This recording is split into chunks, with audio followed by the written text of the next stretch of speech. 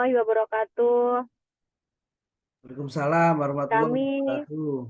dari kelompok 1 mau sedikit memaparkan tentang mata kuliah kita yang berjudul e-commerce.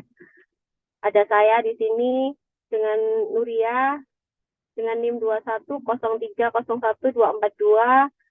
Ada teman saya Mas Afrizal dengan NIM belakang 1280.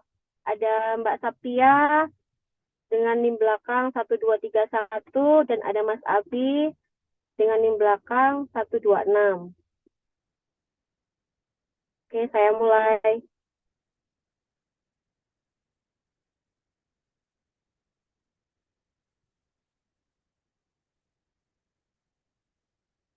Apa sih e-commerce itu? Yang dimaksud e-commerce ini adalah segala aktivitas terkait transaksi online yang dilakukan melalui internet atau jaringan elektronik lainnya, seperti perbankan online, proses jual beli, hingga penawaran jasa. Nah, di sini ada bentuk layanan yang bisa didapatkan dengan memanfaatkan transaksi e-commerce, mulai dari pembelian tiket transportasi, pembayaran tagihan seperti listrik dan air, kemudian juga layanan perbankan dan investasi. Transaksi e-commerce ini bisa dalam bentuk bisnis ke bisnis atau B2B, bisnis ke konsumen, B2C, konsumen ke konsumen, C2B, dan konsumen ke bisnis, C2B.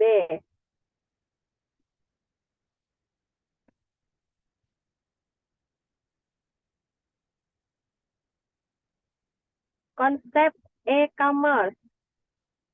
Konsep e-commerce ini dibagi menjadi 5 dasar. Yang pertama ada automation. Yang dimaksud ini automation ini otomasi bisnis proses sebagai pengganti proses manual atau konsep enterprise resource planning. Yang kedua ada streamlining atau integration. Proses yang terintegrasi untuk mencapai hasil yang efisien dan efektif atau konsep just in time. Yang ketiga ada publishing, kemudahan berkomunikasi dan berpromosi untuk produk dan jasa yang diperdagangkan atau konsep elektronik atau cataloging. Dan yang keempat ada interaction, pertukaran informasi atau data antar pelaku bisnis dengan meminimalisasikan human error atau konsep electronic data interchange. Yang kelima ada transaction, kesepakatan dua pelaku bisnis untuk bertransaksi dengan melibatkan institusi lain sebagai fungsi pembayar atau konsep electronic payment.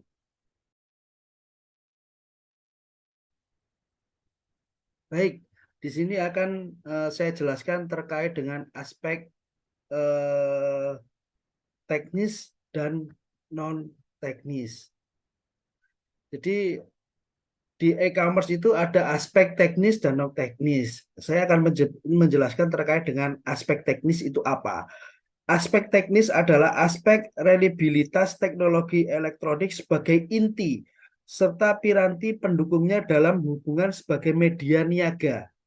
Aspek teknis meliputi komponen-komponen perangkat keras, hardware, dan perangkat lunak, software yang membangun satu situs web. Merupakan sebuah sistem komputer yang bertindak sebagai server bagi transaksi bisnis yang dilengkapi sistem basis data untuk data warehouse.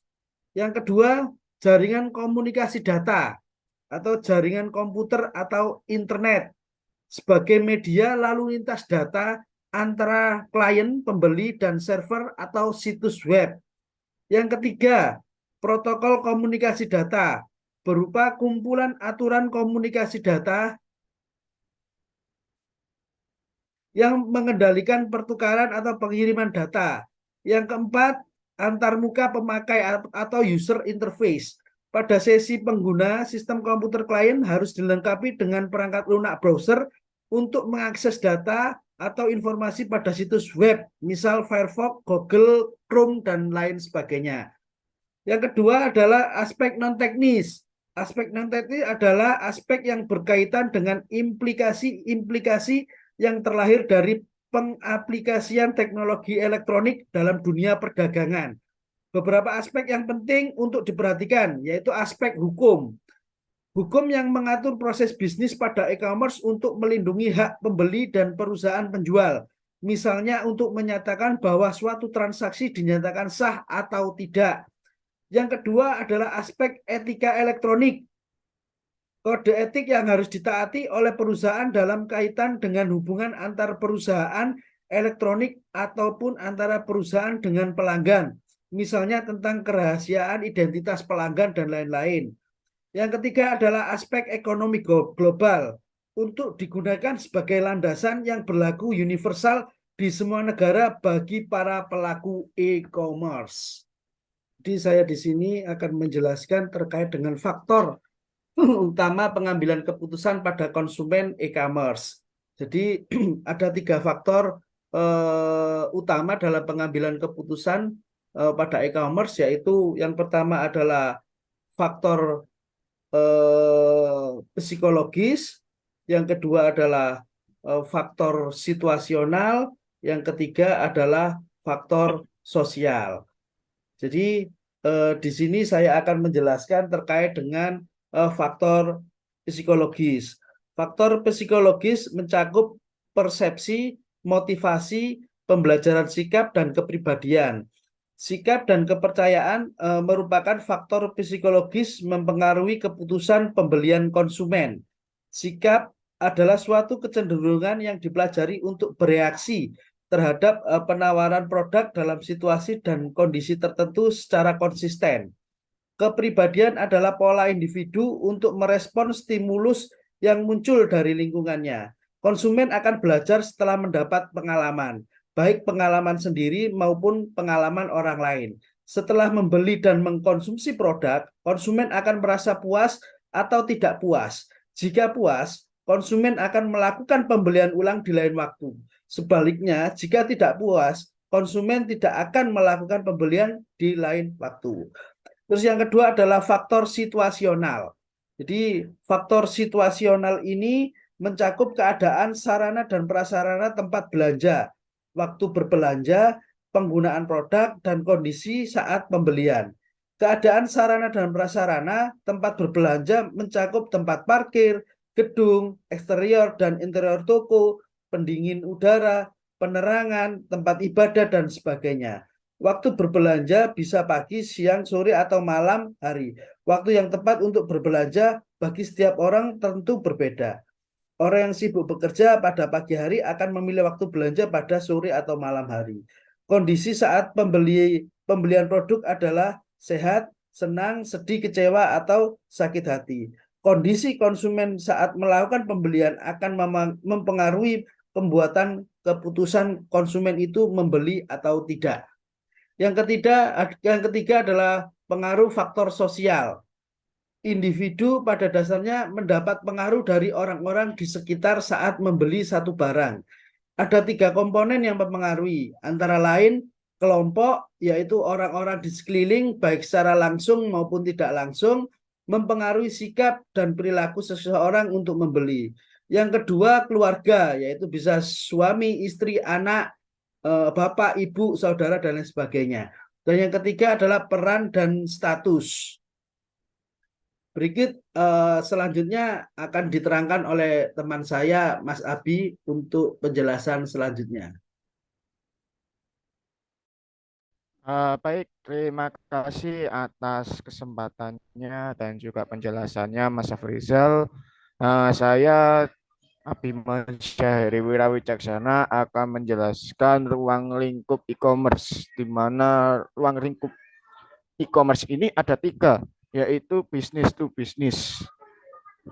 Ya, di mana business to business ini adalah transaksi elektronik di mana dilakukan antara pelaku bisnis dengan pelaku bisnis lainnya. Yang kedua, yaitu ada business to customer, di mana business to customer ini adalah transaksi yang dilakukan oleh kedua belah pihak yang biasanya umum dalam kegiatan jual beli, yaitu dilakukan oleh pemilik bisnis dan pembeli. Dan yang ketiga yaitu customer to customer atau pelanggan ke pelanggan, di mana customer to customer ini adalah transaksi yang dilakukan secara elektronik yang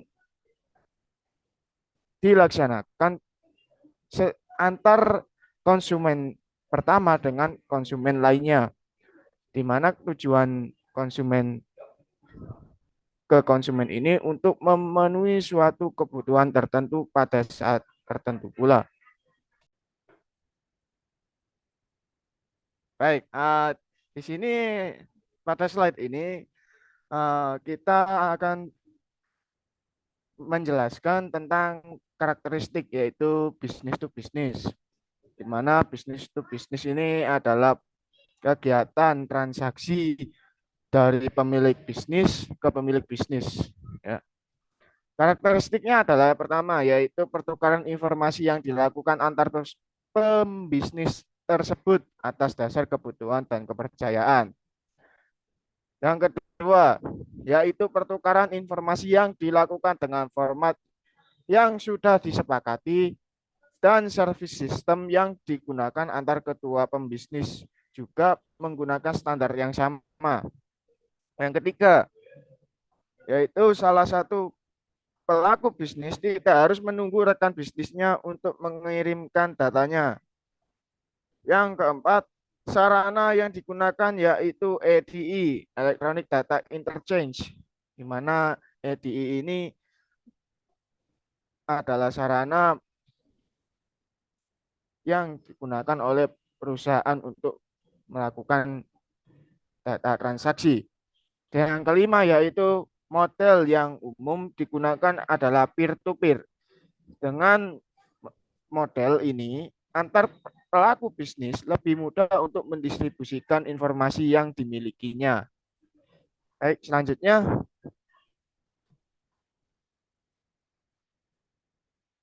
Yang kedua yaitu business to customer, di mana business to customer ini adalah transaksi umum yang dilakukan oleh pemilik bisnis kepada konsumen.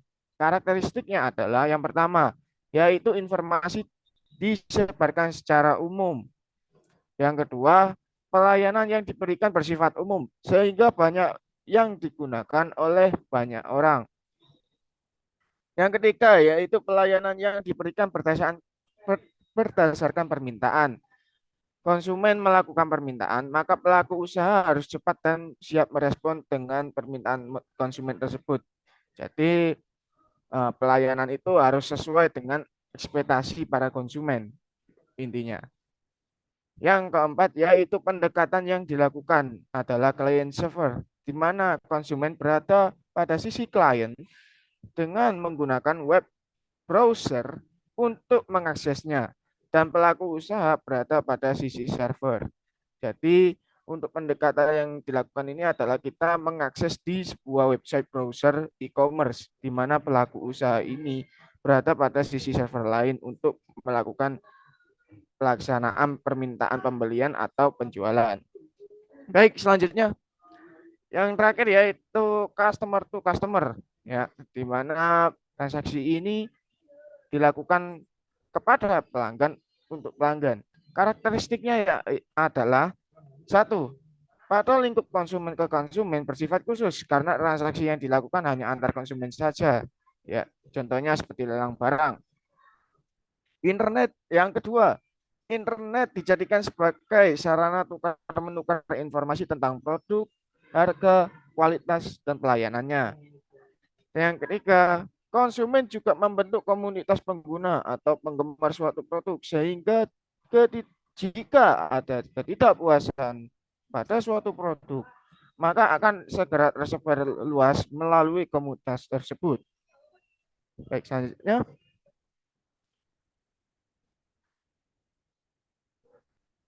Infrastruktur e-commerce. Infrastruktur e-commerce adalah suatu infrastruktur di mana dibangun untuk pada bidang e-commerce. Biasanya untuk e-commerce ini ada tiga hal, yaitu pertama infrastruktur teknologi informasi, di mana infrastruktur teknologi informasi ini berpengaruh pada perkembangan e-commerce. Contohnya aja yaitu internet, extranet, dan intranet. Yang kedua yaitu directory service, di mana directory service ini adalah penyedia, pelaku bisnis, dan penggunanya. Contohnya adalah DNS-nya atau domain name service. Dan yang ketiga yaitu interface. Interface adalah suatu sistem koneksi dan interaksi baik antara hardware, software, dan user atau penggunanya. Baik, selanjutnya ada dua hal yaitu yang saya jelaskan, yaitu extranet dan juga intranet. Ada perbedaan dua hal ini, di mana extranet ini adalah suatu jaringan protokol, di mana jaringan protokol ini hanya pihak-pihak tertentu saja yang memiliki hak akses pada extranet ini. Biasanya extranet ini digunakan oleh perusahaan-perusahaan besar, tidak peduli itu jasa ataupun perusahaan barang. Sementara itu, intranet adalah sebuah jaringan komputer berbasis protokol TCP atau IP. Hanya saja untuk intranet ini digunakan untuk umum, bisa diakses oleh siapapun, tidak peduli itu kalangan bawah atau kalangan atas. Contohnya aja di warung-warung memiliki akses intranet, yaitu berupa WiFi. Bahkan juga di kantor pun punya akses yang sama, yang mana akses itu bisa dibuka oleh siapapun untuk intranet. Baik, selanjutnya. Untuk manfaat ada tiga, yaitu bagi konsumen, bagi masyarakat, dan bagi bisnis.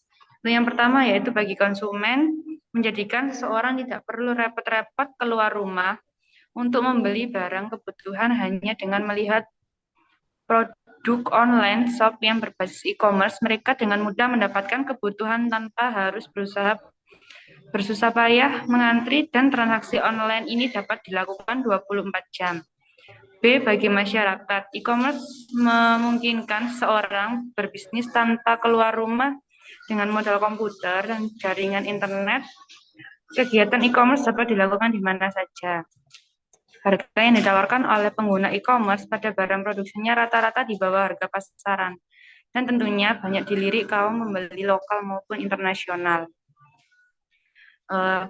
Selanjutnya itu C. Bagi bisnis. Dalam siklus jual beli biasa, pelanggan hanya mencakup daerah itu saja. Tetapi dalam e-commerce, perusahaan dapat mengembangkan usahanya ke daerah bahkan negara lain, yang tentunya dapat meningkatkan keuntungan bagi perusahaan. Yang kedua, untuk kelemahannya. Kelemahannya yaitu biayanya yang tinggi, mengkhawatirkan akan masalah keamanan. Yang ketiga, piranti lunak yang belum mapan atau belum tersedia.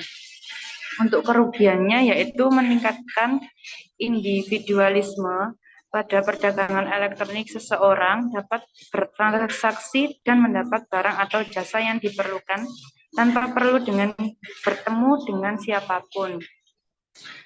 Kedua, terkadang menimbulkan kekecewaan. Apa yang dilihat di layar monitor komputer kadang berbeda dengan apa yang dilihat secara kasat mata.